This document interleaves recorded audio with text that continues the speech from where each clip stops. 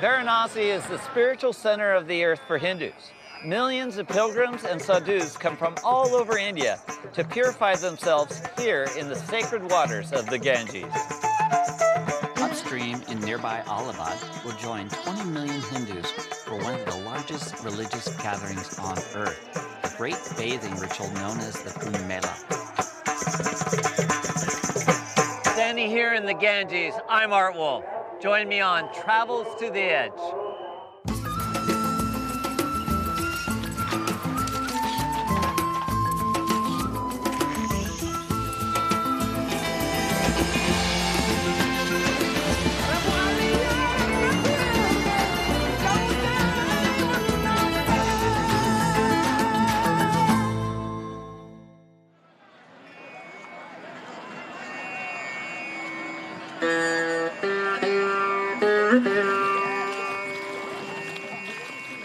Northern India is dominated by the Himalayas. Snowmelt from the high peaks flows into some of the most sacred rivers in Asia.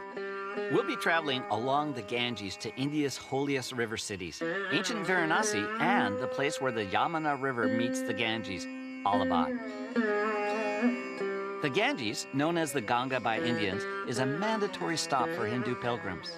I'm here on the most important day of the Kumbh Mela Bathing Festival. My guide, Balbir Singh, is prepping me for what's up ahead. Kumbh Mela is basically it's a festival where the sadhus actually come together from all over India for the holy rituals, which actually takes place next to the Ganga, and they take a holy dip in the river. So bathing. It's bathing in the purifying waters of the Ganges. Yes.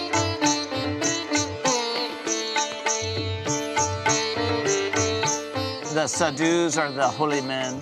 Sadhus are the holy men from India. They're trying to reach the so-called light of achievement of the supreme power. They actually have set away everything. They renounce everything that they own. Yeah. Many people have said this is the largest gathering of humans in one spot in the history of the world. It is. And this is all based on the stars, right? It's all based on the stars. The alignment of the planets tell you when and where. Precisely. Where we're heading off just now is called the Sangam. Sangam is the congregation of the two rivers, Yamuna and the Ganga.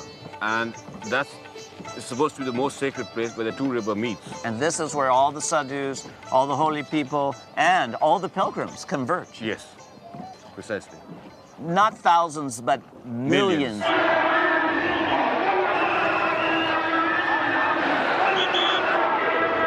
That is sheer mass humanity. And these people have come from all over India, am I right? All over India.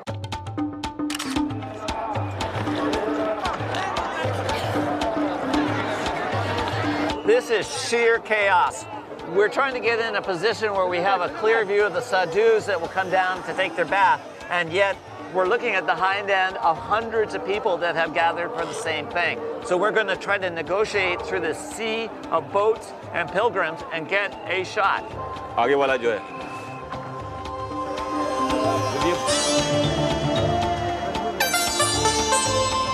हमको जाना है वो वहाँ पर. Are we going to be able to get over there, do you think? We're trying to, just very shallow. Let's just walk.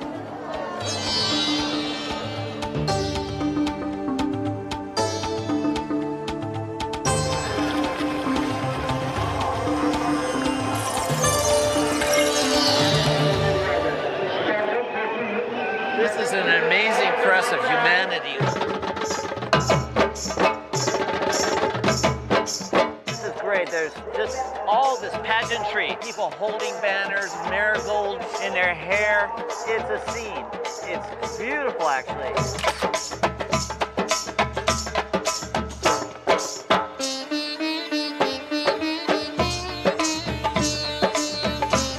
There's some beautiful sadhus coming in with paintings on their foreheads.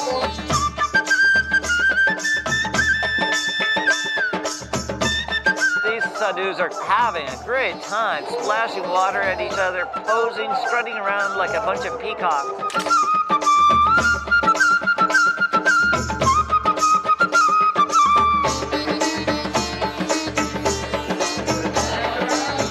There's no place on earth that looks looks like this.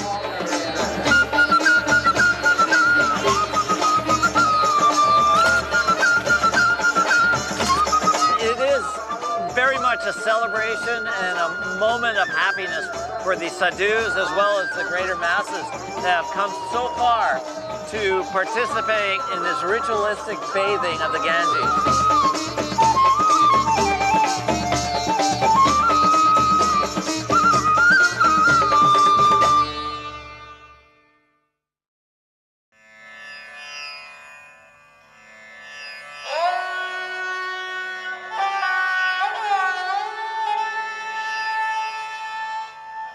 Even in the earliest moments of the day, the air is filled with a hazy blend of dust, smoke, and humanity.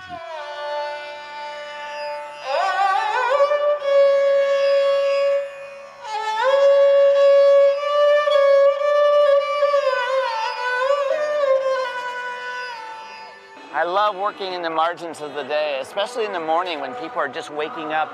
It looks just like a painting, which is always what I'm trying to do, is to marry these two mediums of painting and photography. And when I get it really close, magic happens.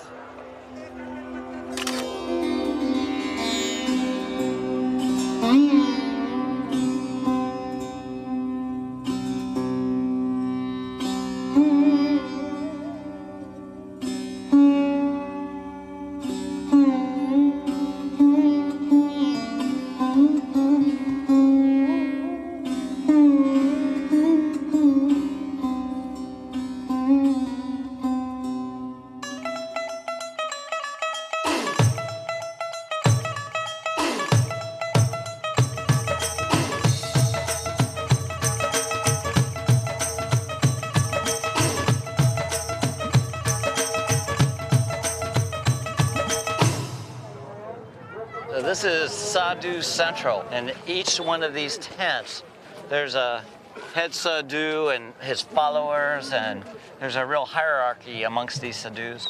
Oh, yes. They all look like fascinating people to me. Look at these guys. So unique. You can always go and have a cup of tea with them. Yeah, I would love that.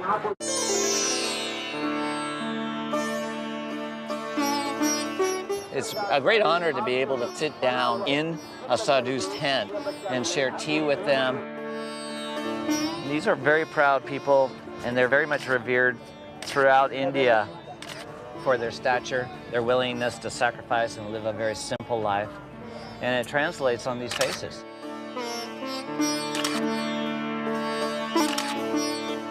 I want to show them what I'm getting now. So, it's always incredible to me how everybody, no matter what culture, what faith, what point they are in their life, everybody enjoys photos of themselves. It's one of those memories that I'll take with me the rest of my life, to think that I was in here interacting with these holy men of the Hindu faith.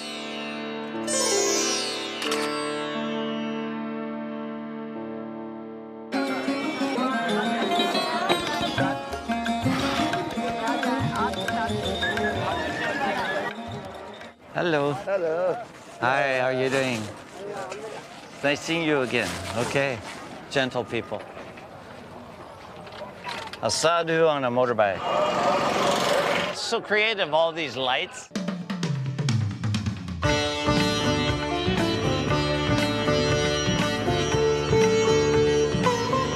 It's beautiful. There's a fire. It's just right at twilight. It's a beautiful blend of oranges and orange flame and soft muted tones.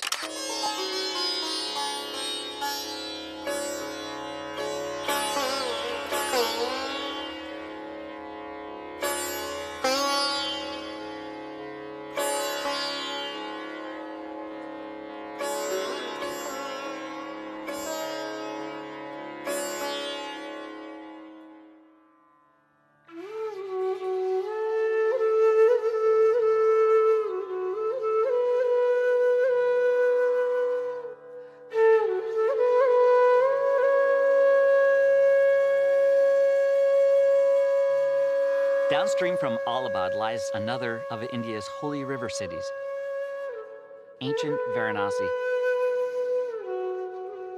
It's a place where pilgrims come to bathe in the Ganges and cleanse their karma.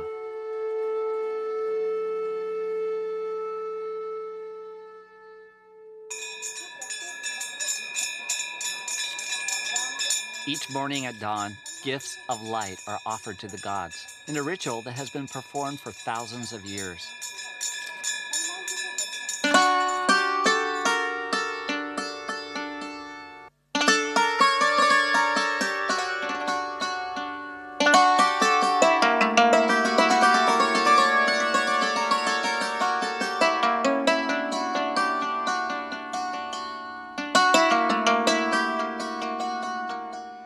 You wake up in the morning and the first thing you do is you thank the Lord and you look at the sun and you thank them for giving you another day. It's like almost saying good morning to sunrise, and in the evening it's good night to the sun god, giving offering to the sun god and the river. You're giving us the cycle. And that's in fact what's happening when they take a chalice or a container and fill it full of river water and then return it to the river. Yes, it's an offering. What I've noticed here as well is there's a rhythm to the day. You know, we're out here early in the morning and getting the sunrise, and it's very quiet, and then people start arriving, and then the activity level starts to pick up, and then during the course of the day it builds, and then in the evening it starts to quiet down. People are coming in doing peaceful offerings, putting candles on the river. So the river and the entire society has a rhythm. You can see the entire cycle of life by looking at the river.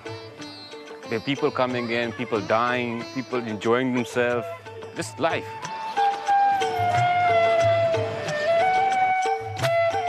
Well, this is like a true example of an ancient civilization on the riverside, whether it's the Nile or whether it's the river Ganga. And this particular place is one of the oldest places in India.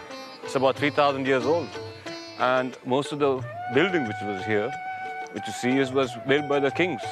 And they made these fortresses so that they could live out here and die out here, next to the Ganga. Varanasi is the place where people come for the last rite. They prefer dying out here because being sacred. To be able to, your last rite to be done at the river Ganga, it's like almost like going back to your mother. And she is the mother of all.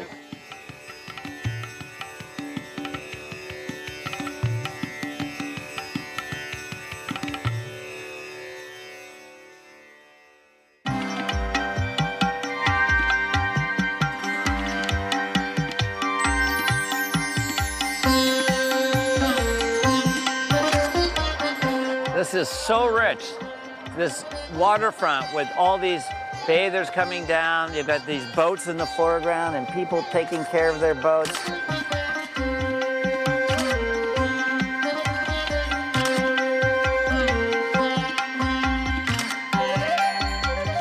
There's so much subject matter that just kind of blends into one big tapestry. And that's what I'm really trying to capture, is that timeless, ancient India.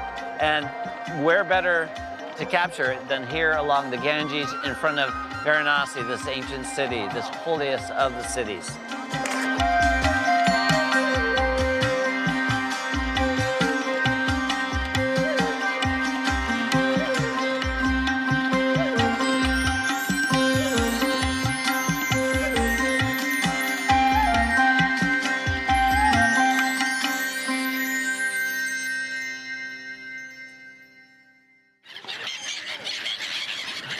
I just love the fact that all these gulls are just obliterating these boats full of pilgrims, and you just see bits and pieces through them. So it becomes a really abstract and beautiful shot, just one of many that I keep finding along this riverfront. It's just extraordinary.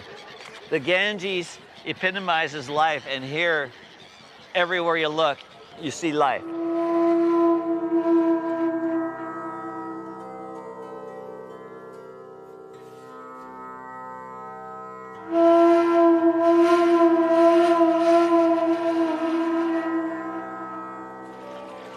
This is really nice. These people are getting water in their urns and returning it to the river, offering water to the sun gods. It's a very beautiful and ritualistic moment. It's just really quite nice and lovely just to see them really seemingly unaffected by our presence.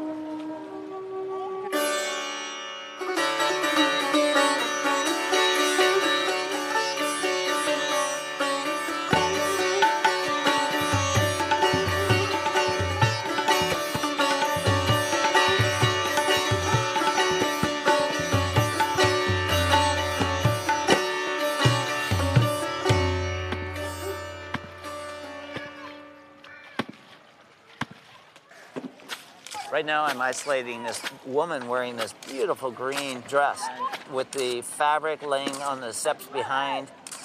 It's just such a simple but elegant image of daily life here along the Ganges.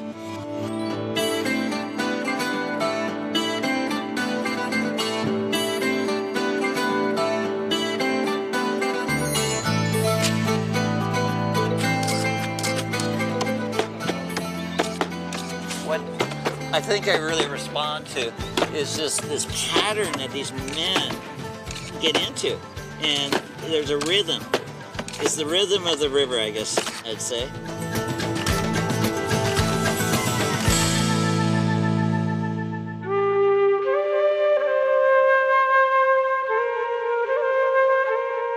Everywhere you look around, there's a great photograph, it's a great moment.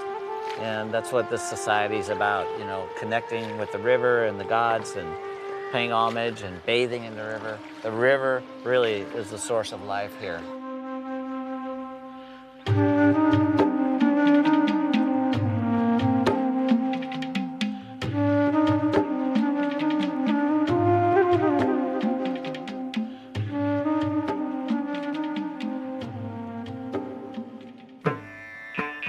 At dusk, it's a tradition to set candle boats afloat on the dark waters of the Ganges, a gift of light to the goddess. I'm trying to get a shot with these candles, but more importantly, the reflection of the candles on this young lady's face set against these boats on the Ganges. It's just a beautiful scene. She's got beautiful eyes, and we're just trying to get this while the light is still there.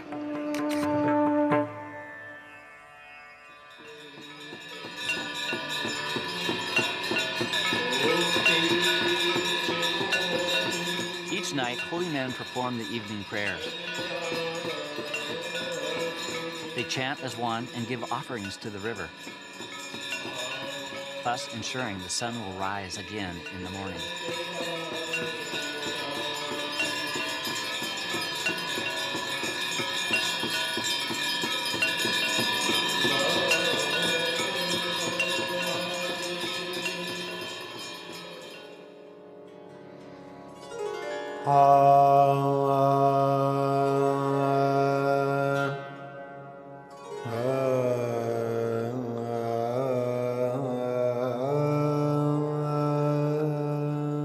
Sometimes the most beautiful moments are the most unexpected ones. We've come across this young man doing yoga on the banks of the Ganges, and this beautiful red orb is rising right above him. So I'm just trying to align the sun and his position in a very elegant way.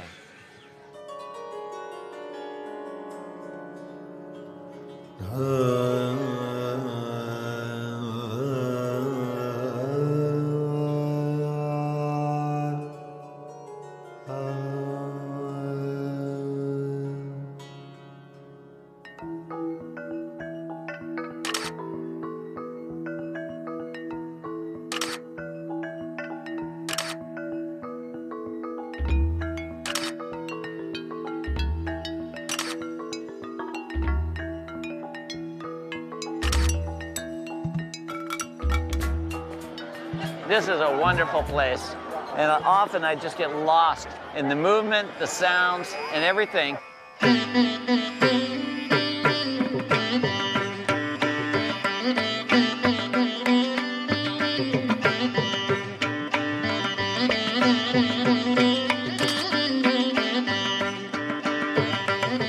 What I'm photographing right now is symmetry. I love the design of the sadhu's face and the wisdom you catch in his eyes, but also the colorful designs that sadhus often have on their faces. The beard and the lines of the beard are really quite nice, and I'm just going to accentuate that by moving in and taking a very, very stylized, very formal portrait so that ultimately when you look at the photo, you feel the same moment that I feel when I'm taking the picture. And I accomplish that by just simply having the sadhu staring straight into my lens and therefore straight into your eyes as you look at this image.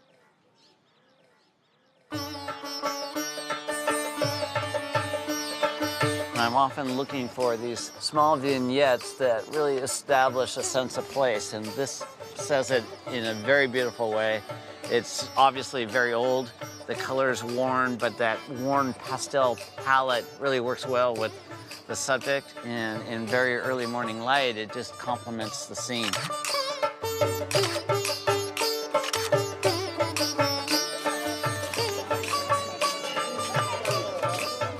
In India, the cow is a great symbol. They're very sacred, and they're very friendly, and they're wandering everywhere, and they're almost like dogs. They're just like everybody's pet. They have a good life. So, yeah, this one's taken a liking to me. I think I'll take him home to Seattle. Yeah.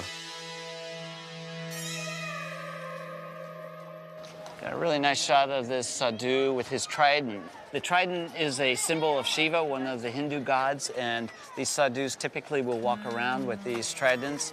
And it's just such a classic shape with the marigold wreath around it. I'm just lining the trident up with this sadhu's face. It's just beautiful.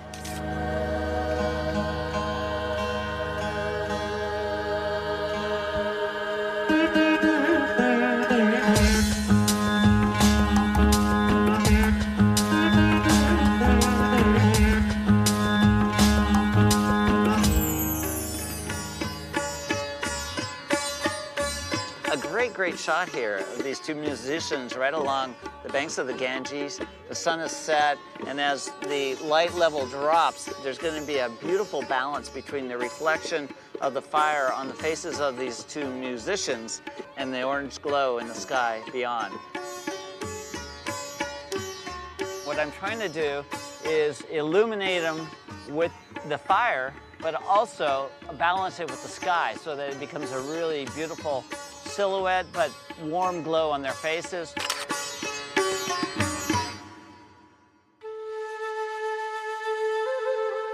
India is a great place. There are so many things that are uniquely different than where I come from.